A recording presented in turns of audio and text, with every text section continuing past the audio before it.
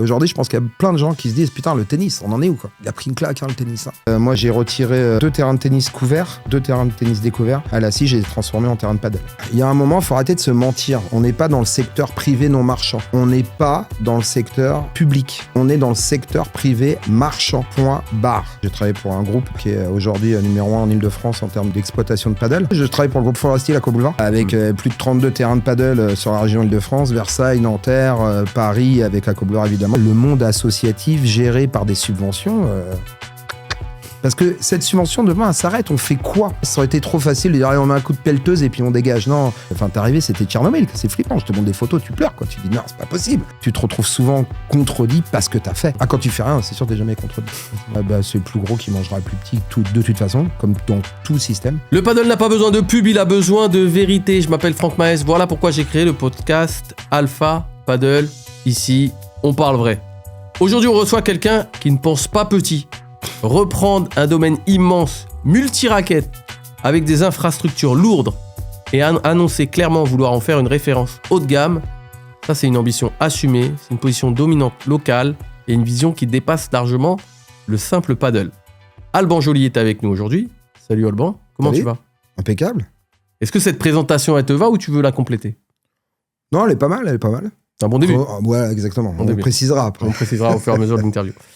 Eh bien écoute, on va commencer. Donc, tu as repris un domaine comme celui de la scie, avec beaucoup d'infrastructures. Donc, c'est un projet qui peut impressionner. Donc, à quel moment tu t'es dit, j'y vais? En fait, c'est un peu anecdotique, dans le sens où j'ai été plutôt appelé dans un premier temps pour la partie piscine, activité nautique, puisque c'est mon métier initial. Et en fait, très rapidement, est venu le sujet du domaine complet. Et plutôt que de rester dans un périmètre assez précis, j'ai plutôt souhaité, par mon activité aussi, qui est le conseil, essayer plutôt de partir dans une logique de vision plus globale du sujet. Et du coup, rapidement, la partie, puisque c'était un gymnase à ce moment-là, la partie tennis, la partie squash, qui était déjà bien implantée sur une base très solide et on sentait que c'était des investissements sérieux et qu'il y avait eu vraiment un travail de fond qui était intéressant. Je me suis rapidement dit, tiens, il y a un potentiel, il est là. En tout cas, il y a un potentiel qui m'a guidé toute ma carrière sportive. C'est des gros volumes, c'est des hyperstructures.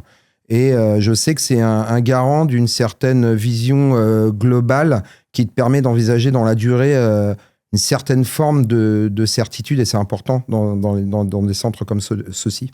Donc j'ai voulu déjà voir le volume, le potentiel, et après de me projeter dans ce qui existait, de ce qui venait. Donc voilà un petit peu le premier moment. Et à partir de là, c'est vrai aussi que le phénomène paddle commençait vraiment à sortir vraiment le bout de son nez, puisque moi j'ai travaillé pour un groupe qui est aujourd'hui numéro 1 en Ile-de-France en termes d'exploitation de paddle. Et j'ai fait pour eux justement l'ouverture, la construction d'un certain nombre. Et je me suis retrouvé quand même en me disant, tiens, il y a peut-être aussi là un phénomène de société actuel qui me permettrait de développer cette vision un peu globale du système et du site. Et du coup, pourquoi pas instaurer le paddle dans ce domaine qui n'existait pas initialement. Ok.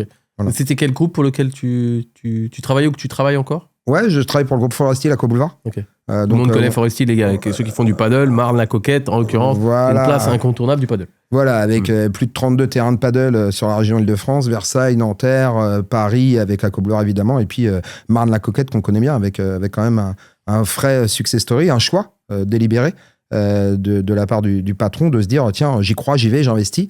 Et ça a été un des premiers, en tout cas en Ile-de-France, à miser là-dessus. Alors on voit maintenant évidemment que l'engouement est toujours là. Cela dit, en tant que pionnier, c'était bien joué. Et c'est vrai que cette inspiration, je pense qu'elle a été suivie par beaucoup de monde. D'ailleurs, ils ont supprimé des terrains de tennis pour mettre des terrains de paddle, il me semble, à l'extérieur. Hein. Il me semble, c'est ça. À quel endroit ? À Marne. Je suis pas spécialement au courant de ce phénomène-là, mais en tout cas, ça a été le cas, puisque moi, en tout cas, c'est ce que j'ai mis en place. J'ai vite vu que le phénomène tennis, forcément, les années tennis... t'as supprimé, à la scie, t'as supprimé des terrains? Ouais, tout à fait. Il y avait, moi, j'ai retiré 2 terrains de tennis couverts et 2 terrains de tennis couverts, 2 terrains de tennis découverts. À la scie, j'ai transformé en terrain de paddle. Voilà. Donc, plus un gymnase qui, lui, était dédié plutôt On va retourner dans une scolarité, hein, où on avait notre fameux gymnase avec notre gardien de gymnase. Rentrez pas avec vos chaussures, vous allez tout salir.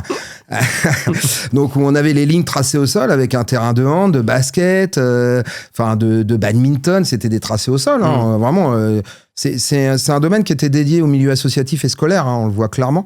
Puisque c'est le groupe Air France qu'on était propriétaire, hein, par le comité d'entreprise. Et en fait, c'était vraiment un village d'endroits où on venait se détendre. Voilà, il y avait vraiment un phénomène assez intéressant à l'époque. Hein. On était vraiment dans ces années 80, 90, où moi, je me souviens encore de mon père qui travaillait aussi dans une grosse structure, où on allait les week-ends, en vacances, on allait dans les centres comités d'entreprise, hein, tout simplement.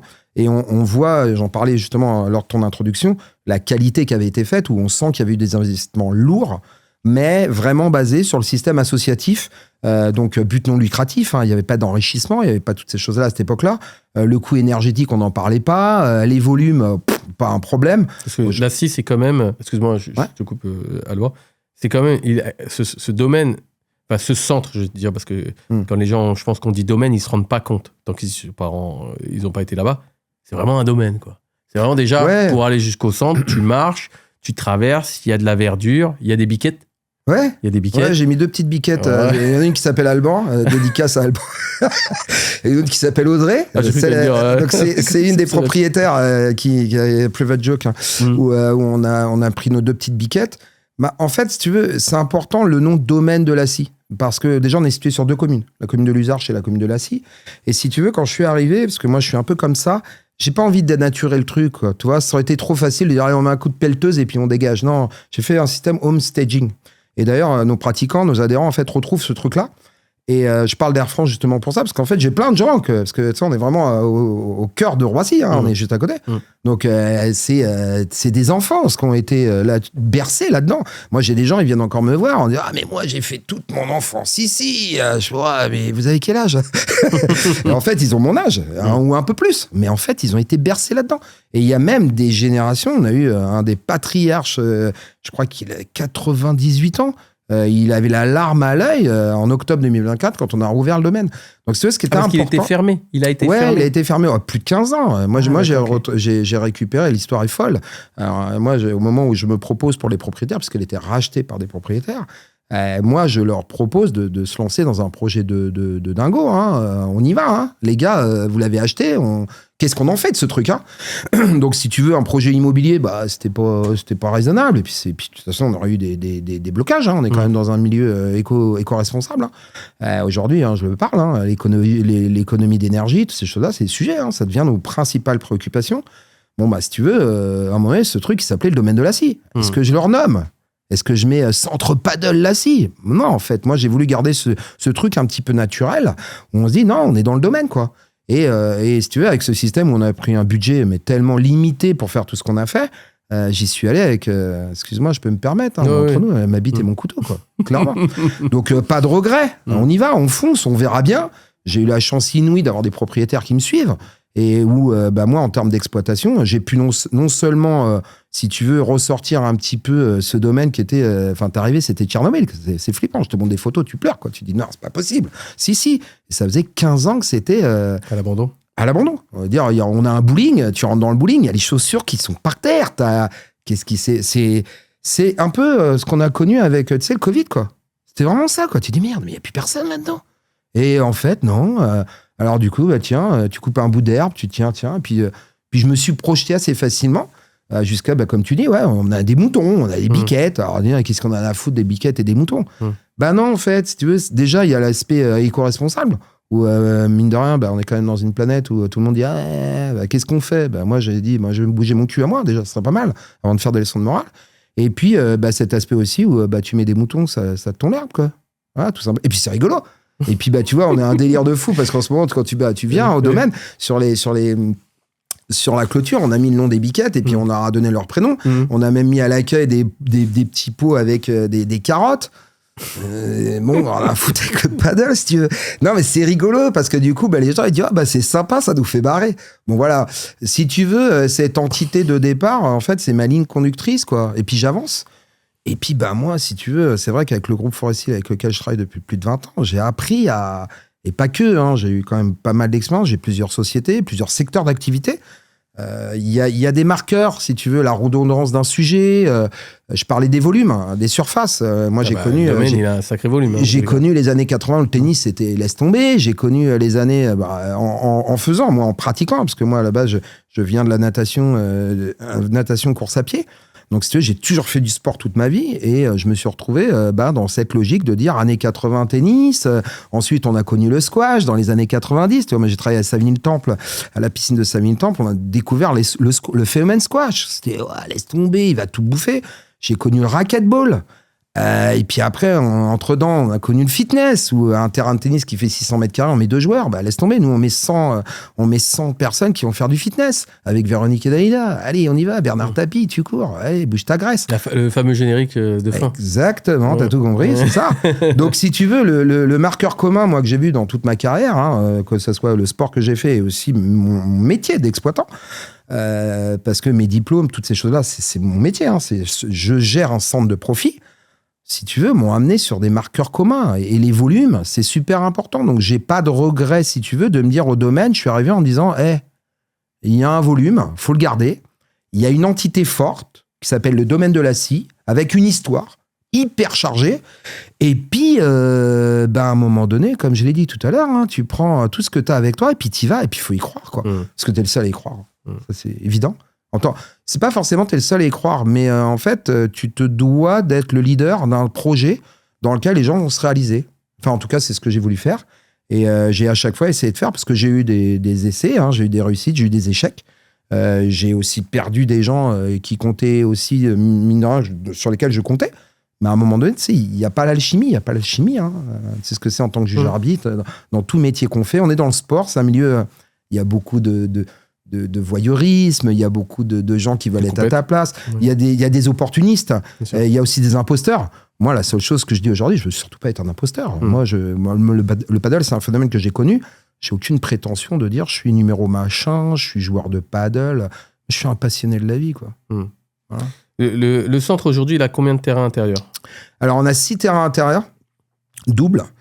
Je le dis parce que, après, je t'expliquerai un petit peu dans les projets. Donc, on a 6 terrains intérieurs qui sont tous les deux dissociés. Donc, on a 2 x 3, qui permet aussi d'avoir, puisque quand il est positionné, on a vraiment un ancien gymnase que j'ai reconditionné en 3 paddles, qui lui est plutôt dédié aux compétitions, on va dire, le cours 1, 2, 3. Et puis, sur l'autre côté, qui sont des anciens tennis, on est plutôt sur un mode loisir. Maintenant, d'avoir 6 terrains intérieurs me permet de mettre des tournois, me permet de réserver quand même si... Encore ce fameux débat avec des joueurs abonnés, pas abonnés, on va leur prendre leur machin. C'est difficile d'instaurer un dialogue, très difficile. On est tout de suite jugé. Donc ça, c'est un peu la contrainte du sport. Mais c'est le jeu, c'est comme ça. Voilà, faut le prendre comme tel. Et puis j'ai 4 terrains extérieurs. Donc on arrive sur 10 terrains. Et puis les terrains extérieurs, tu vois, en ce moment, ils sont utilisés, quoi, sans aucun souci. Donc tu as une politique aussi où t'as pour projet d'en remettre. Ouais, là, c'est pour ça que je te parlais. Aujourd'hui, c'est difficile de condamner un sport. Te dire, il est mort. C'est très, très difficile. Et aujourd'hui, je pense qu'il y a plein de gens qui se disent, putain, le tennis, on en est où, quoi ? Et il a pris une claque, le tennis. Alors, il n'y a pas... Parce que j'entends plein de gens dire, ouais, mais le paddle, non. En fait, le truc, c'est qu'il y a plein de facteurs qui se mettent en place. Tu veux. Je parlais tout à l'heure du monde associatif. Le tennis, il a été géré par le monde associatif. But non lucratif, associatif. Il y a un président, un trésorier, des adhérents. On cotise. On cotise quoi ? 300 balles par an. Système économique qui fonctionnait dans les années 80-90. Aujourd'hui, c'est plus possible. On va pas se mentir. Ce n'est plus possible. Sauf si on est subventionné. Sauf si à un moment donné, il y a un mécène, un partenaire. Demain, tu as une grosse marque qui dit, moi, je te paye tout. Ouais, moi, je sais faire ça. Moi, le problème, c'est qu'à la fin du mois, il y a les factures qui tombent, quoi. Faut les payer. Donc, si tu veux, il y a ce phénomène-là, et puis le phénomène, effectivement, où le paddle est complètement accessible à n'importe qui. En 10 minutes, tu sais jouer. Enfin, je m'entends quand je sais jouer. Attention, là, parce que là, tu vas te manger des commentaires. Je sais. Mais bon, j'ai l'avantage de jouer assez bien au tennis. J'ai un bon niveau, je dois être 15-2, un truc comme ça, donc ça va, je me démerde. J'ai fait beaucoup de squash. J'ai fait du racquetball, j'ai fait du badminton. Là, le paddle, je sens tout de suite mes sensations. Donc, j'ai l'historique squash. Donc forcément, j'ai certaines facilités. La possession du terrain, le positionnement, phase attaque, phase descente, je les connais quand même. Je suis pas qu'une bille non plus. Je suis pas un imposteur, mais quand même, je m'y connais un petit peu. Je sais aussi l'effort, mais si tu veux, c'est accessible tout de suite, le paddle. C'est sa magie. C'est clairement sa magie. Donc, si tu veux, c'est bien aussi parce que du coup, tu as eu ce phénomène d'accessibilité rapide et tu as aussi des gens qui ont un pouvoir d'achat plus important que dans le milieu associatif. Je reviens là-dedans. Donc, si tu veux, en fait, tout ça mis bout à bout me fait dire que le tennis aujourd'hui, en tout cas au domaine de la scie, c'est de plus en plus compliqué. Mon cœur me dit les condamne pas complètement, c'est ce que je fais, mais il y a un projet effectivement de potentiellement rajouter 2 cours de paddle double et 2 simples. Donc, ce qui nous ferait 8 intérieurs, 2 simples intérieurs et 4 extérieurs. Ouais. Donc, ça ferait un très très gros complexe de paddle en vrai. En fait, oui. Bah, tu disais tout à l'heure, je vais être numéro 1. Alors, haut de gamme, je m'entends quand je dis haut de gamme, il ne s'agit pas d'aller se comparer à de l'hôtellerie, parce que je connais aussi ce milieu-là. C'est pas une logique de 4 étoiles. Quand je dis haut de gamme, c'est pas haut de gamme. 4 étoiles, luxe, qualité. Moi, quand je dis haut de gamme, c'est plutôt de dire que tu te sens bien chez toi, quoi. Il y a une vraie identité, tu vois. Je suis pas... Alors moi, j'ai l'avantage que je connais pas le milieu du paddle, tu vois. On me parle de Fort Paddle, de Paddle Casa. Je m'en fous complètement, en fait. Je les respecte, je trouve ça super. Je pourrais discuter avec n'importe qui d'exploitant, tu vois, ça me pose aucun problème. Moi, je suis pas dans cette logique-là, si tu veux. Moi, ce qui m'importe, c'est de dire, ouais, t'arrives dans un endroit et il fait bon y vivre. Voilà. On a, tu connais, mon clubhouse, tu vois, on met un peu de couleur, on met de la verdure, on organise un tournoi, on fait un buffet. Qu'est-ce que j'ai comme intérêt de le faire ? Tout simplement que les gens se sentent bien. Ouais, le retour sur investissement. Sur leur bien-être, ça ira. Mais le chiffrer, m'en fous. Et moi, mes hôtes et hôtes d'accueil, si vous n'êtes pas capable de payer un coup à boire à quelqu'un qui est bien, vous n'avez rien compris au business. Qu'est-ce qui devra absolument être réussi dans les prochaines années pour que tu considères que ce projet est une vraie réussite ? Écoutez, j'en parlais juste avant avec Nouad, juste avant. Et en fait, on est de toute façon, moi, je suis dans une obligation, j'ai pas le choix. Parce qu'aujourd'hui, la rentabilité du domaine, c'est 30 hectares, donc ça rigole pas. Aujourd'hui, on a des charges, faut pas se mentir. Et aujourd'hui, moi, le phénomène paddle, c'est un support, c'est un soutien. Ça m'a servi évidemment pour relancer une seconde vie au domaine. C'est pour ça que je me mets pas dans une logique de concurrence. En fait, je me sens pas concurrent d'un autre site de paddle. On me parle de Paddle 95, parce qu'on est forcément en 95, et c'est bien, ils font des super trucs, c'est génial. Ouais, cool, mais je vais pas plus loin que ça, si tu veux. Donc moi, si tu veux, la réussite, c'est le moment où j'aurai la piscine. Parce qu'on a une piscine. C'est le moment où j'aurai peut-être éventuellement amené des logements, la performance que j'aurai. Et je suis pas loin de le faire parce que je suis en train de trouver des investisseurs. Je suis en train encore une fois, de remettre des billes à moi dans le projet. C'est de dire que très rapidement, et je mise pour septembre 2027, même aller accueillir des scolaires dans la piscine du domaine de la scie. On est très très loin du paddle, rien à voir. Mais j'espère qu'à ce moment-là, certains diront merci le paddle. Parce que, mine de rien, on aura su prendre le virage, surfer sur la vague, et mine de rien, ça aura apporté des choses. Donc, tu vois, des fois, on se dit, est-ce qu'on voit plus loin que le bout de son nez ? Ouais, moi, je suis obligé de voir plus loin que le bout de mon nez. Donc, si tu veux, septembre 2027, je mise pour accueillir des scolaires dans la piscine, et peut-être même cet été, on va essayer de faire un gros challenge d'avoir une piscine. Ça, ce serait vraiment top de top. Tu la mets où ? Elle existe déjà. On est vraiment dans une... Ouais, elle est où ? Elle est juste à l'entrée à gauche, quand tu rentres. Là où il y a le manoir. On a le manoir, après on a la piscine. On a un bowling aussi. Et puis, on a tout un espace un peu accrobranche, tu vois, dans lequel je m'interdis pas. Et c'est Disney, quoi, le truc. Non, pas Disney. Je plaisante quand je veux dire Disney, tu vois, mais... Non, moi, je suis plus, tu sais... Tu veux multiplier l'offre, en fait. Ouais, exactement. Et puis, me reconnecter à la nature. Donc, tu vois, je suis un peu en train de regarder sur des yourtes, des petites maisons dans les arbres, des trucs comme ça. Pas d'eau, pas d'électricité, par contre. Ouais, on est sportif, on l'est pas. Non, mais tu vois, garder cette entité, domaine de la scie, c'est mon idée de départ. Et je veux pas la lâcher. Alors après, on s'est reconcentré sur d'autres choses. Mais moi, j'avais misé sur des étapes. Donc, ce qui est rigolo, c'est très drôle parce que j'ai fait ça mon étude, elle est mars 2024, tu vois. J'ai commencé en novembre 2023. Tiens, ce truc-là, je suis, wow, c'est quoi ce machin ? Mars 2024, je me suis vraiment posé sur le truc. Et c'est rigolo parce que maintenant, je regarde, donc 2 ans après, et j'ai dit, putain, c'était pas mal. Non, c'était pas mal. On n'est pas loin de ce qu'on s'est dit. Alors, évidemment, là, il y a 2 biquettes en plus, mais non, on est bien. Non, voilà. En termes de projet, c'est vraiment se dire que le domaine, mon objectif, c'est de le faire vivre. Donc, ma réussite sera le moment où le domaine vivra. Voilà. Aujourd'hui, reprendre et exploiter un domaine comme celui de la scie, ça représente quel ordre de grandeur en termes d'investissement et en coût de fonctionnement ? Moi, je précise que cette question, elle est importante, comme je le fais dans toutes mes interviews et comme je le fais dans mon métier de juge-arbitre ou même dans tout ce que je fais dans le paddle. toutes les personnes qui verront cette vidéo, c'est important de faire marcher l'économie du paddle. Si vous êtes joueur, vous pouvez pas juste dire « Oui, mais le centre fait un tournoi alors qu'il devrait pas faire. Oui, mais il augmente les prix. Oui, mais ceci. Oui, mais je peux plus jouer. » Il y a des tenants et des aboutissements économiques qui font que des fois, on doit faire des choix. Donc, le joueur doit aussi participer à cette économie. Je tiens vraiment à le préciser parce que il y a des fois, les joueurs, ils pensent juste à leur bien-être. Alors, bien évidemment qu'on est tous pareils. Moi aussi, je suis joueur.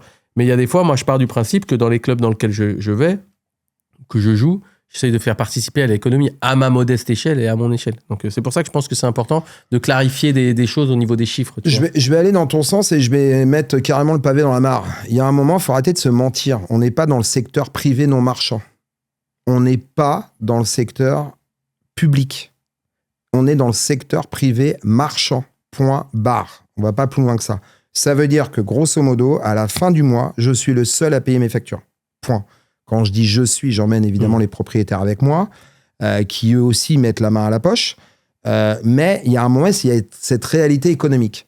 La question s'est posée un jour, je te l'ai dit tout à l'heure. Est-ce qu'on met un coup de bulldozer, on pète tout et on refait tout ?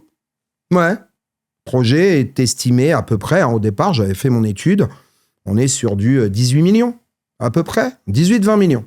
Ok, qui prête ? Quelle banque ? Comment ? À qui ? Pourquoi ? Pour quel projet ?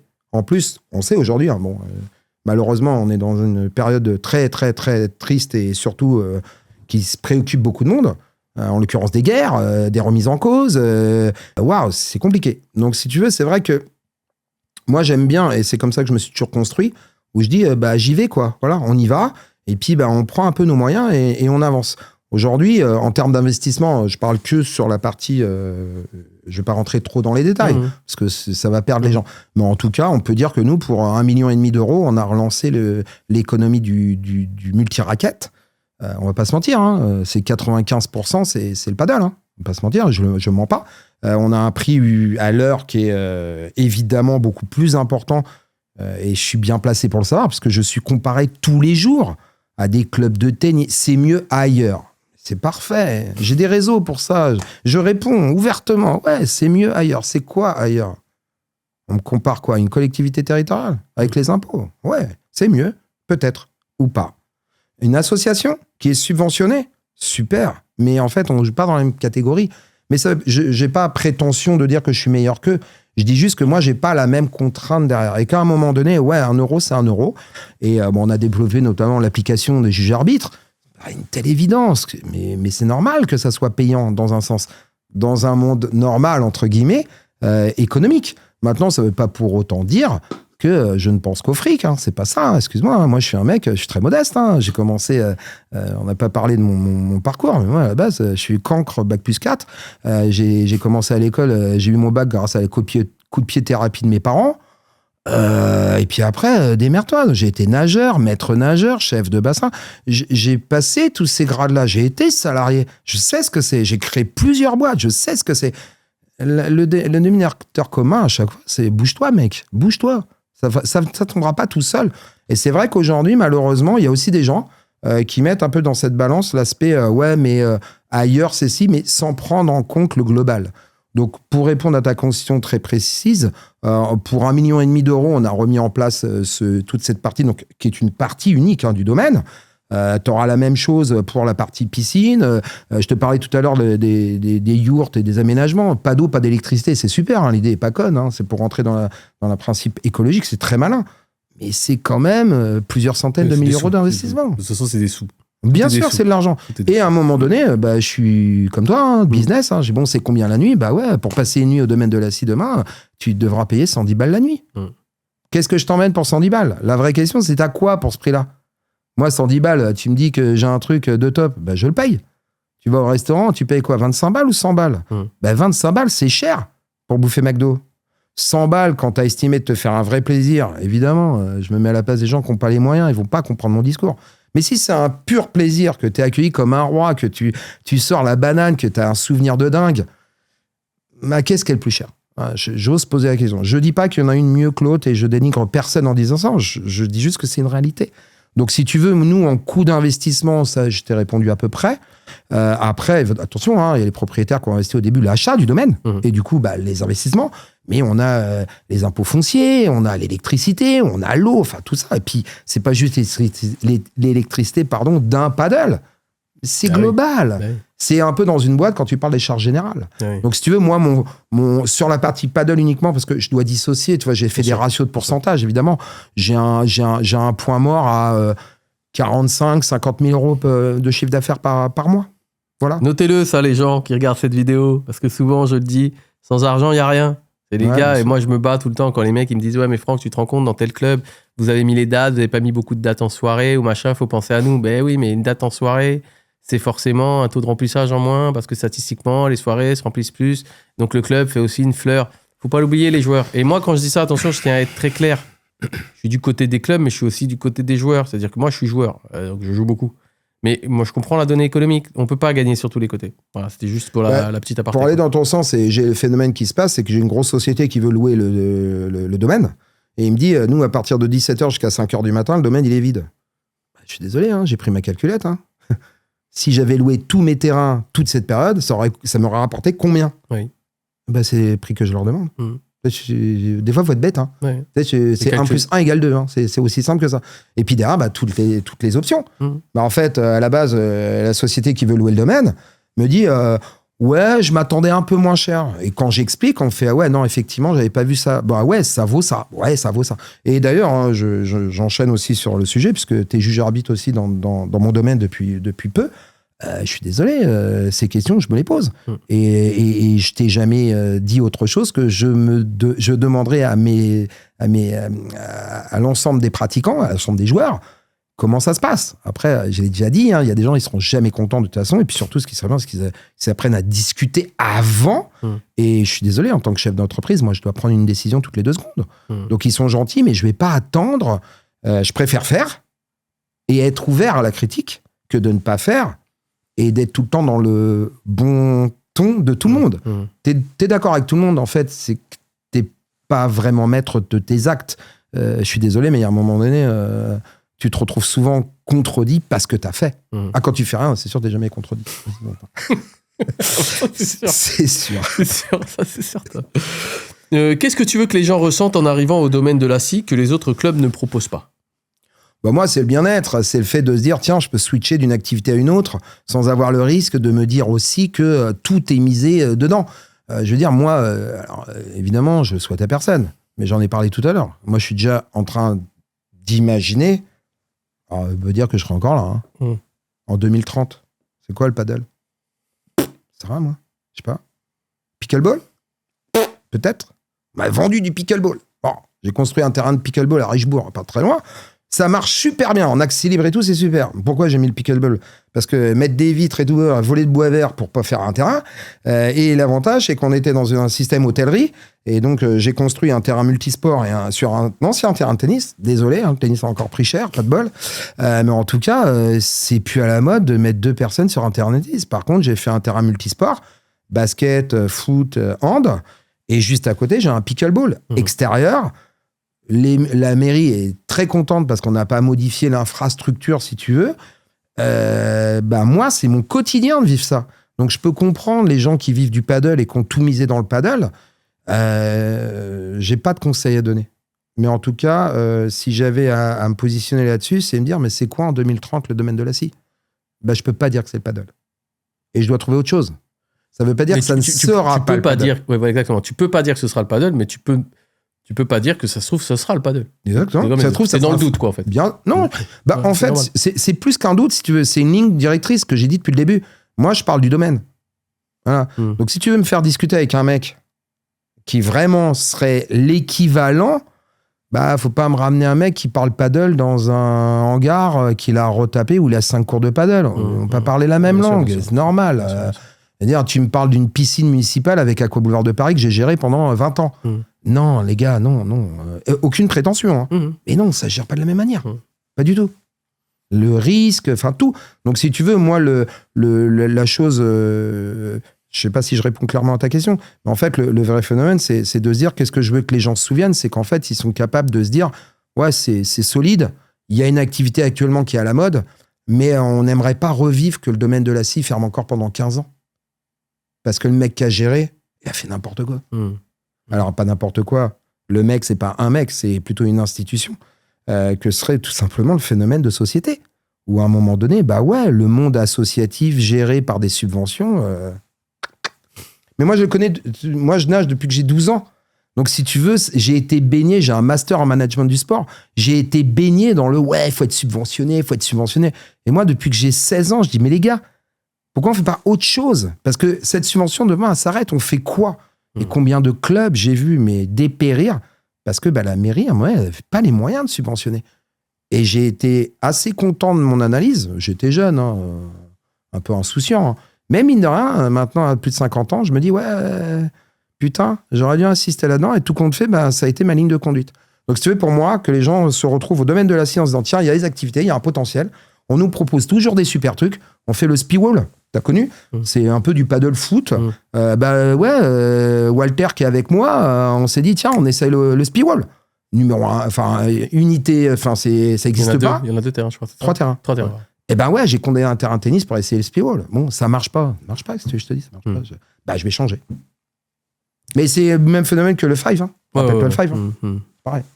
Beaucoup de clubs ouvrent aujourd'hui. Selon toi, qu'est-ce qui fera la différence entre ceux qui vont durer et ceux qui vont disparaître?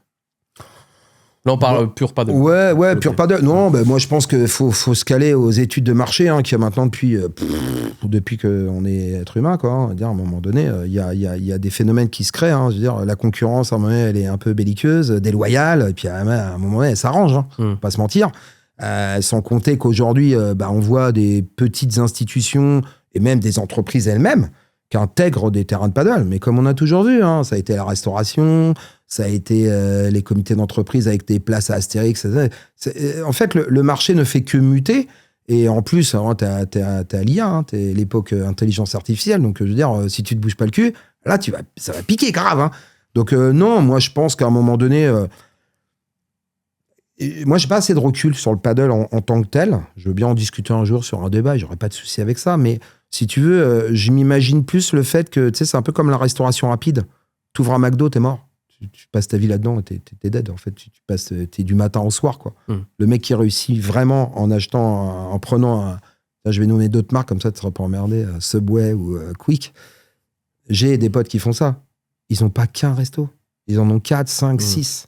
Et à un moment, c'est le volume qui fait l'économie d'échelle. On est dans une logique d'économie d'échelle.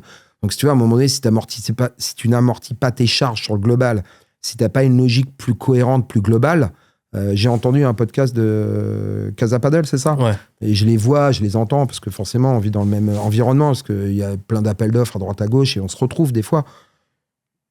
La logique de dire uniformiser un petit peu ça et permettre une offre globale, j'imagine plus ça, si tu veux. Mais ça, c'est parce que c'est le marché. Je l'ai vu aussi dans une autre boîte que j'ai, c'est Phoenix Photo, où j'ai démocratisé la photo dans les parcs de loisirs d'attractions. J'étais photographe à Astérix, Tour Eiffel, Musée Grévin. En fait, ils balbutiaient, quoi. Là où j'ai vraiment réussi, c'est le moment où j'ai uniformisé tout ça et j'ai réussi à gérer des économies d'échelle, des principes de fonctionnement globaux, des systèmes, plutôt que des humains. Parce qu'à un moment donné, forcément, tu es obligé de rentrer là-dedans. Donc, j'imagine plus, si tu veux, une concurrence qui va commencer à arrêter de se taper les uns sur les autres, qui vont commencer à s'arranger un petit peu entre eux. Ça ne se tirera pas. Je suis en train de dévoiler des coulisses, là. Et qui, à un moment donné, vont se mettre d'accord sur pas mal de choses. Et surtout, c'est le plus gros qui mangera le plus petit, de toute façon, comme dans tout système. Et je l'imagine plus comme ça. Gérer un lieu aussi grand, ce n'est pas seulement du sport, c'est presque de l'hôtellerie, de l'événementiel, de l'expérience. Surtout de l'expérience, je pense. Qu'est-ce qui est le plus difficile à maîtriser dans ce type de projet? Honnêtement, l'humain. C'est l'humain. C'est la porte d'entrée de tout. Moi, je me bats tous les jours. Alors, c'est peut-être que moi, mais je vais le dire. Ils attendent. On attend. T'attends quoi, en fait? On attend. Donc, si tu veux, j'ai beaucoup de mes réponses. Je les adore, mes collaborateurs sont géniaux, ils font tous des trucs super bien. Mais souvent, je dis, mais on attend quoi, en fait? Et en fait, ils attendent beaucoup. Et des fois, c'est sûrement maladroit, je le dis clairement. Mais tu rentres dans le management, là. Donc, t'es vraiment, je veux dire, à un moment donné, tu remplaceras jamais. Et je me mets à la place de tous ceux qui sont chefs d'entreprise, de ceux qui ont une mission plus globale. On est obligé d'endosser le rôle de le mec, il est pas là, quoi.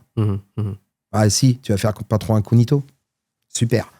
Non, on n'a pas besoin de faire patron incognito, mais je veux dire, moi, sur le domaine, si je suis 2 fois, 3 fois dans la semaine, c'est le max. Mais heureusement. Par contre, moi, le client, il est là tous les jours. Hein. Et c'est le même client, des fois, qui vient 3-4 fois par semaine. Il parle à qui, ce mec-là? Bah, moi, mon client, il parle à mon hôte d'accueil. Il va parler à ma directrice, Victoria. Il va parler à Antoine, qui est là pour me mettre les dynamismes. Il va parler même à mon agent d'entretien. Et l'agent d'entretien, il n'est pas là pour vider les poubelles, je suis désolé. Il est là pour expliquer aux gens ce qui se passe. Il est là pour entendre, écouter, évidemment. Et puis remonter les informations. Moi, ma vraie clé avec là, parce qu'en fait, je pense pas qu'un chef d'entreprise ou une personne qui gère son business, il soit dans une logique de s'embrouiller avec tout le monde, tu vois. Je pense pas que son principe, c'est de se planter. Son principe, c'est de réussir. Mais souvent, ce qui manque, c'est le feedback, tu vois. Donc moi, pour moi, la vraie problématique, et encore plus quand tu as différents métiers, moi, je suis habitué à ça, hein. Ça peut être des maîtres nageurs, ça peut être des agents d'entretien, ça peut être des agents techniques, des hôtes d'accueil, mais l'administratif aussi, la comptabilité, la gestion, le juridique. Moi, j'ai un avocat extraordinaire, j'ai mon assistante, elle est merveilleuse. Mais j'ai de la chance. Je sais que j'ai cette chance-là. Si tu veux, moi, la vraie réussite, elle est là. C'est le moment où j'arrive à coordonner tout ça. Je l'ai dit au début, hein, j'endosse la partie du moteur. Mais à un moment, t'as beau avoir n'importe quel moteur, faut que t'aies les roues, faut que t'aies la transmission, faut que t'aies la carrosserie. Désolé, je mélange pas tout, mais j'essaie de prendre un exemple qui est parlant. Et nous, en moteur, on peut rugir tant qu'on veut. Si tes roues, elles n'ont pas décidé de rouler, si ta transmission, elle n'a pas envie de se bouger, elle ne se bougera pas. Et c'est principalement là où c'est le plus difficile. Est-ce que l'ambition de devenir un acteur majeur crée déjà des réactions autour de toi, admiration, scepticisme ou pression? Moi, j'ai de la chance, je suis pas sujet à la pression. Ou alors, je m'en rends pas compte. Si, au bar. Ouais. De temps en temps. Petite mais non, blague. même pas. Moi, j'ai que des qualités, tu connais. Non, le scepticisme des gens, si tu veux, je l'ai depuis tout petit, j'ai toujours connu. C'est pas possible, tu n'y arriveras pas. C'est bon. Mais pas que moi. C'est pas à moi qu'on dit ça, mais je l'entends. Je l'entends toujours. Ah, c'est trop compliqué. Non, mais tu vois, ça, c'est un truc que j'ai toujours regretté de certains collaborateurs. C'est qu'en fait, ils n'y arrivent pas. Et c'est tellement plus simple comme chemin de dire c'est impossible. C'est impossible. Pourquoi c'est impossible? On prend l'anecdote, ta venue au domaine. On m'a dit quoi sur toi depuis le début? Bon, je te connais pas, moi. Heureusement que je t'ai pas jugé, dis donc. Heureusement que je me suis fait mon propre avis. Bah, à un moment, je t'ai appelé, je t'ai dit, hey, qu'est-ce qu'on fait? Et bah, viens, on va boire une bière. On s'est posé, on a discuté. T'avais ton point de vue, j'avais le mien. C'est le plus important, si tu veux. Donc, si tu veux, par rapport à ça, moi, ce que je trouve, et c'est encore plus vrai dans le milieu du sport, mais pas que le paddle. Moi, j'ai nagé, fait du vélo, tous les sports. Je suis passionné de sport, moi. Tout le temps, j'ai entendu ce scepticisme, quoi. Soit on dit souvent à la française, ça y est, mon fils, il va gagner Roland-Garros. Mais gars, laisse-le vivre, quoi. Déjà. Et là, on en a encore un petit jeune là, qui arrive à tout péter. Léon Marchand dans la natation. Putain, les gars, il n'y a pas un moment où vous allez comprendre que stop, le scepticisme, ça amène à rien. Soyons un petit peu plus optimistes, quoi. Donc moi, je suis plutôt là-dedans, quoi. Tu vois, donc j'irai plus là-dedans. Voilà. Aujourd'hui, est-ce que tu construis un club ou une marque? La marque, elle existe déjà. Alors, honnêtement, au début, je me suis dit, est-ce qu'il ne faut pas donner une entité forte et une marque, en fait, Mais non, en fait, c'est le domaine de la scie. Ce qui est très drôle, parce qu'en fait, on est sur le territoire, si j'ose dire. La commune, c'est l'Usarche. Donc, si tu veux, on a le domaine de la scie qui n'est pas sur la commune de la scie, mais qui est sur l'Usarche. Avec 2 biquettes. Avec 2 biquettes. Et on a eu le problème au tout début, parce que si tu veux, quand la position GPRA, c'est quoi? En fait, on est à l'Usarche. Mais on a une adresse de la scie. Ça devient compliqué. Donc non, on peut pas parler de marque. Maintenant, si j'avais pas mon expérience entrepreneuriale avec les sociétés que j'ai construites et notamment Phoenix Photo, où là, j'ai créé une marque, j'aurais peut-être cette ambition-là. Mais là, je les mène pas, en fait. Si tu veux, moi, j'aime le projet, j'aime le challenge. Et je pense pas qu'une marque... Je comprends ceux qui ont une marque. Je vois, Alpha Paddle, c'est super bien joué. On est dans du marketing, on est dans de l'image, on est dans de la représentation que je respecte, que j'adore. Je suis pas là-dedans, moi, j'y arrive pas. Moi, j'ai besoin d'un projet, j'ai besoin de saigner, j'ai besoin de transpirer, j'ai besoin de prendre des tartes dans la gueule, j'ai besoin d'essayer une porte. Ah non, on n'a rien derrière, merde. Bon, ben, je vais en essayer une troisième. Ah, y a rien non plus, merde. Et en fait, tu sais, je suis avec mon crayon et sur un mur, je construis une porte. Là, je vis jusque-là, quoi. Mais ah bon, c'est pas une porte. Et en fait, la porte s'ouvre quand même. Et là, c'est magique. Donc, si tu veux, la marque, non, je suis revenu et je suis plutôt dans une logique d'un club, quoi. Ouais, vraie identité forte. Et pourquoi pas, puisque c'est peut-être ce qui est sous-entendu, aller prendre un autre club à un autre endroit. Le domaine de l'Usarche, qui sera à la scie. Non, peut-être pas. Mais ouais, non, peut-être. Tu sais, moi, je crois beaucoup à la vie des rencontres, quoi. On ne s'est pas croisé par hasard, ce que je me dis. Et d'ailleurs, c'est une preuve, puisque aujourd'hui, on voit quand même que les tournois au domaine de la scie, c'est un success story. Et qu'en fait, j'ai pas de retour plus que ça négatif. Bon, j'aurai toujours les méchants, toujours. On connaît. Mais très peu, très peu. Et en fait, putain, mais kiff, quoi. Moi, à chaque fois que je vois un joueur, je fais, c'est cool, hein, les tournois. Ah, trop bien. Ouais, et bien, nous. Ouais, et Mounir, ouais, cool, je suis content. Les anciens, je connais même plus leur prénom, quoi. J'ai oublié. Et je suis content d'avoir pris ce risque-là. Parce que c'est une prise de risque, hein, évidemment. Chaque décision est une prise de risque. Bien sûr. Et tu sais ce que tu perds, c'est pas ce que tu gagnes. Et puis t'es pas que tout seul là-dedans. Hein. Je veux dire, souvent les gens, ils oublient. Un chef d'entreprise, il est pas tout seul. Hein. Moi, j'ai souvent des gens, ils me disent ouais, quand tu recrutes du monde, ça doit être dur parce que vous vous embrouillez. Et tu dois rappeler aux gens, mais vous savez quand même que quand je recrute quelqu'un, je recrute pas quelqu'un pour m'embrouiller. Hein. J'essaie de trouver le meilleur. Hein. Non, pour de vrai. Mais non. Et ah forcément. Bon, t'essayes pas de trouver le plus nul. Non, non. Mais ouais, donc non, c'est ouais, je suis plutôt dans ce registre-là. Ok. Dans 5 à 10 ans, si on doit se projeter un petit peu, imaginons qu'on a la possibilité d'aller dans le futur avec la DeLorean, pour ceux qui savent. À quoi doit ressembler le domaine de la scie pour que tu considères que le pari est réussi ? 5 à 10 ans. Oh bah, de toute façon, si, je vais dire un truc, s'il n'est pas fait dans 1 an ou 2, je serai plus là. Tu vois, c'est cette crainte. Enfin, c'est pas une crainte, moi, c'est ce qui me fait me lever le matin, tu vois. J'ai pas envie d'attendre, j'ai envie d'être le meilleur. Je suis pas le meilleur, hein, mais j'ai envie de l'être. Hein.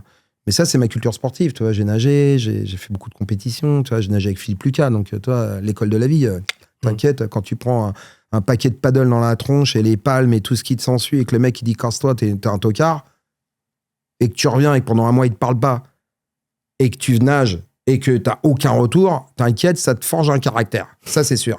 Mais voilà, donc si tu veux, moi je suis un peu là-dedans. Donc si tu veux, mon ambition, elle est farouche sur le domaine, et je vais pas aller m'amuser à droite à gauche, j'y vais à fond, comme j'ai toujours fait, hein, d'ailleurs. J'ai d'autres travails à côté. Je me fais à 100% dans ce que je fais. J'y vais pas à moitié. Donc si tu veux, ouais, la vraie réussite, c'est l'échelle de temps là que j'ai réduite, mais la vraie réussite, c'est une piscine ouverte, un domaine bien tenu. D'ici combien de temps tu m'as dit la piscine à peu près ? Bah moi de toute façon je me suis fixé. C'est pour savoir quand je vais pouvoir piquer une tête. Tu seras le premier au courant. Oh là là. Mais non, ouais, j'aimerais bien que dès cet été on ait des petites prémices, quoi. Maintenant attention, c'est encore une fois, tu vois, les gens ils ont du mal à comprendre un petit peu les enjeux. Il y a un enjeu économique mais énorme avec les consommations, avec le risque aussi hein, d'éventuellement d'avoir une noyade. Hein. C'est pas impossible, hein, ça arrive. Mais aussi les activités. Et est-ce que ça va plaire ? Alors, je sais qu'il y a une forte demande sur ce... Parce que nous, quand on fait un forum des associations, la piscine, oui, ça arrive. On essaye, en tout cas. Mais encore une fois, tu vois, c'est quand même un équipement qui est resté à l'arrêt pendant 15 ans. Je vais prendre beaucoup de risques. Et puis, on n'imagine pas tout ce qui va à côté. Voilà. Le traitement d'eau, les maîtres nageurs, toutes ces choses-là. Donc, si tu veux, ouais, cet été, c'est plus une formule de se dire, tiens, on va ouvrir quand il fera très chaud. On va plutôt partir sur un milieu activité. Mais c'est pareil que je risque d'avoir des volets bois vert parce que ça ne sera pas 5 balles l'entrée, quoi. On n'est pas municipal. Il n'y a pas les impôts pour payer, quoi, tu vois. Non, mais tu vois, l'intérêt collectif, c'est bien, mais ouais, ça a ses limites. Donc, moi, si demain, tu me dis, la collectivité territoriale des villes où je suis, elle me file 2% de son budget pour faire tourner une piscine, mais j'y vais demain. Je l'ai fait. J'ai travaillé sur des groupes comme Vermarine Récréa, délégation de service public, hein, c'est de la DSP. C'est pas facile. Mais tu as un intérêt politique, parce que c'est la mairie qui te confie son établissement sportif. Mais le paddle, c'est la même chose. Hein. J'ai pas répondu, mais je me suis déplacé à Boulogne, qui faisait la patinoire qui s'est transformée en paddle. J'ai été dessus. Et c'est un fort paddle, je crois, maintenant. Comment ? C'est Fort Paddle maintenant. Ouais, c'est ça, c'est Fort Paddle. C'est super, c'est cool. Mais si tu veux, à un moment donné, quand tu regardes la réalité économique en face, bon, t'es pas chez toi. T'investis, t'es pas chez toi. Tu dois te taper beaucoup de choses. Tu dois avoir une force de frappe derrière. Hein. Et c'est là où, tu vois, tu me parlais tout à l'heure de la concurrence. Les gros, pour moi, vont gagner. Pourquoi ? Parce qu'en fait, ils auront la capacité d'investir. Et c'est tout le problème. Même si investir en terrain de paddle, c'est 30 000 balles. Hein, c'est pas non plus la mort. Mais quand même, un petit jeune demain qui veut se lancer, il y a pas mal de pièges à éviter.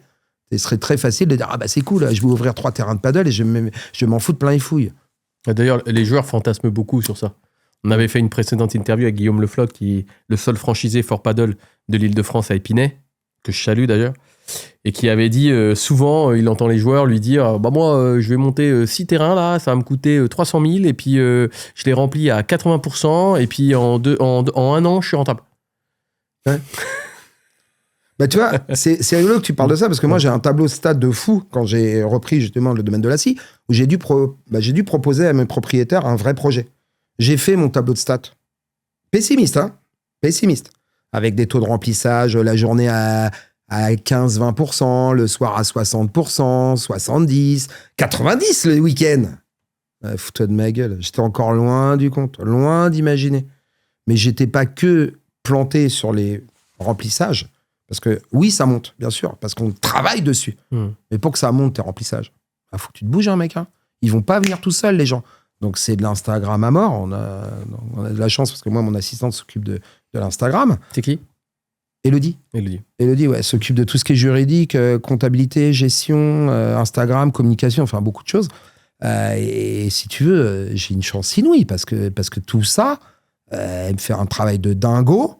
Et bon, elle est avec moi depuis 15 ans, donc elle me connaît très très bien, et on se connaît. Mais elle est aussi, si tu veux, j'ai cette chance. Des gens qui peuvent pas comprendre ça, c'est quand même, il y a jamais un grand homme, apostrophe, enfin majuscule, sans derrière, je vais pas dire une femme, l'anecdote, c'est la femme, mais avec quelqu'un qui travaille en coulisses, quoi, et qui te permet de t'épanouir. Souvent, on les oublie, ces gens-là, et c'est pas bien. Donc, si tu veux, moi, ces petits jeunes qui arrivent en disant « Ouais, moi, je vais ouvrir ça, je vais ouvrir ça », déjà, c'est une preuve que pour moi, il est mort. Déjà, tu dis, alors toi, t'es mort, c'est sûr, tu vas dans le plomb direct parce que tu vas être hyper optimiste en termes de chiffre d'affaires et pessimiste dans tes charges. Et c'est tout le contraire qu'il faut faire. Tout le contraire. Vraiment. Donc, je sais plus la question du coup. Mais c'était très clair la réponse. C'était bon. C'était très clair. Qui aimerais-tu voir sur le podcast Alpha Paddle sur ce fauteuil pour parler du monde du paddle ? Pour parler du monde du paddle. Bah, moi, je sais pas s'il faut le pratiquant en lui-même qui va nous permettre d'avoir des retours, des feedbacks super intéressants en tant qu'individuel. Ou alors la partie tournoi où on n'est plus associatif, hein, puisqu'on a ça, les championnats, les machins, les bidules. Parce que nous, au domaine de la scie, je finance aussi l'inscription d'une équipe en championnat. Là. Enfin, trois équipes. Ouais. Donc, on met à disposition des tenues, des machins. On met gratuité certains cours, des choses comme ça. En fait, on est au début. Hein, attends, ça commence. Ouais. Mais en tout cas, il y en a quand même 3 équipes inscrites. Donc, si tu veux, je sais pas si c'est en cette partie-là qu'il faut aller ou alors carrément le gestionnaire. Parce que pour moi, les gestionnaires, j'aimerais pas qu'on tombe dans l'image un peu trop facile de ce qu'on vient de dire, tu vois, ça me dérange un peu. Donc, si j'avais un choix, ouais, je veux quelqu'un qui connaît bien son sujet, mais vraiment, quoi. Okay. Que ce soit le pratiquant, même un juge, tu vois, juge-arbitre, j'aimerais bien. Tu vois, le juge-arbitre, tu vois, ça, c'est un sujet en tant qu'exploitant, parce qu'on l'a vécu ensemble. Là, j'ai des juges-arbitres, ils me disent, ouais, est-ce que je peux être juge-arbitre chez vous ? Franchement, je sais pas quoi en foutre. Je sais pas comment, enfin, c'est pas que je sais pas quoi en faire, mais j'ai mon cœur balance entre mais j'ai déjà des juges-arbitres qui me font un bon boulot, qui m'amènent aussi leur clientèle. Il faut jouer le jeu, hein, à ce truc-là. Est-ce que j'ai la capacité de le développer en interne ? Ce juge-arbitre que je vais prendre, qu'est-ce qu'il va m'apporter ? Et puis surtout, c'est quoi votre vie au quotidien, quoi ? Et comment vous pouvez nous aider à créer un business rentable et surtout dans lequel il y a le win-to-win, quoi. Oui, bien sûr. C'est la discussion qu'on a eue ensemble, bien hein, sûr, complètement. Bien sûr. Donc ouais, je te verrais bien toi, un juge-arbitre. Ce serait cool. Ouais. Je serais curieux. C'est je t'interviewe si tu veux. On vient de le faire, là. Enfin, bon, on a fait ma propre interview avec moi-même cloné. On l'a fait tout à l'heure. Ouais. Ah, cool. Parce que je pense que c'était important. Tu vois, je suis visionnaire en fait. Hein. Ouais. Non, je parle pas beaucoup du juge arbitrage. Je parle dedans parce qu'il y a beaucoup de gens qui m'ont dit, ouais, Franck, on te connaît depuis un moment dans le monde du paddle et t'as pas parler de l'histoire d'Alpha Paddle, donc c'est pour ça qu'on a fait le truc. Ah bah, Mais je vais inviter effectivement un très gros juge arbitre aussi. ouais, juge qui arbitre, va j'aimerais. parler. Ouais, tu vois, comme quoi tu vas en discutant. Face caméra, Alban, je vais te demander de poser une question au prochain invité. Donc tu t'adresses à cette caméra-là. Et je souhaite... tu ne dois pas savoir qui c'est. Parce que le but, c'est de ne pas savoir qui c'est. Et de lui poser une question. Alors, une question, tu peux te lâcher. Hein, tu peux poser une question un peu intrigante, une question qui doit compter, une question dérangeante. C'est toi qui es libre. Sur le paddle? Sur le global, je ne sais pas à qui je la poserai. Mais oui, on tourne autour du monde du paddle, forcément, parce que c'est le podcast. Donc, je te laisse poser ta question à cette caméra. Cette caméra. Non, je viendrai sur le futur, parce qu'on se pose tous la question du futur. À ton avis, justement, quel secteur ou quel bras plus ou moins développé du paddle va prendre vraiment une forme professionnelle, même si c'est déjà pas mal en ce moment, mais vraiment et garantir justement un avenir un peu plus certain pour le paddle? Voilà, qu'est-ce qui va ressortir de ça? Très bonne question. On va passer aux questions qui piquent. Ah, les questions qui piquent, c'est quoi? C'est une série de questions que tu peux répondre que par oui, que par non. Et tu as le droit à un seul joker. Ah, j'aime pas les jokers. T'es prêt? Ouais. Reprendre un domaine comme le tien aujourd'hui, c'est forcément un pari risqué. Oui. Le niveau d'investissement pour ce type de projet est largement sous-estimé par la majorité des gens.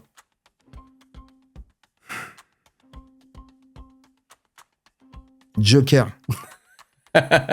T'en restes encore beaucoup des questions. Ouais, parce que celle-là... Non, je t'expliquerai pourquoi après. Si Vas-y, tu peux développer. Bien sûr. Non, parce que si je dis oui, ça veut dire que les gens vont partir du principe qu'ils ont sous-estimé. Et si je dis non, ils vont dire « Ah bah du coup, on part dans l'effet inverse ».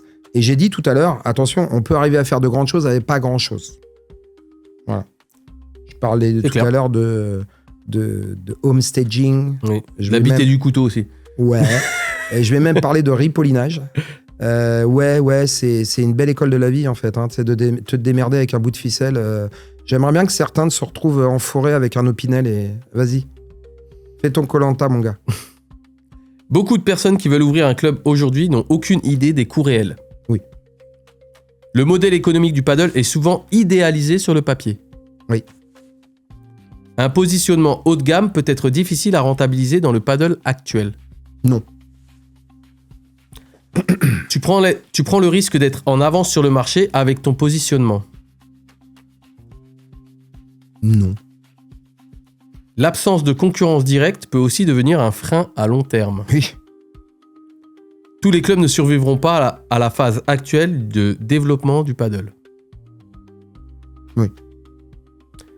Tu as déjà eu des journées où tu passes plus de temps à gérer des problèmes qu'à profiter du lieu.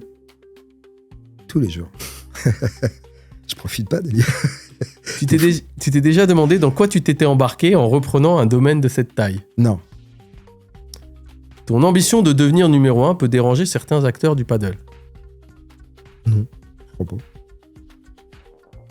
Vouloir être numéro 1, c'est aussi accepter de prendre plus de risques que les autres. Ouais. Le joueur de paddle est-il souvent trop exigeant? Non. Pas trop. Certains clients veulent-ils aujourd'hui une expérience premium sans vouloir en payer le prix? Oui. Aujourd'hui, tu es sûr à 100% que ton projet va réussir. Oui.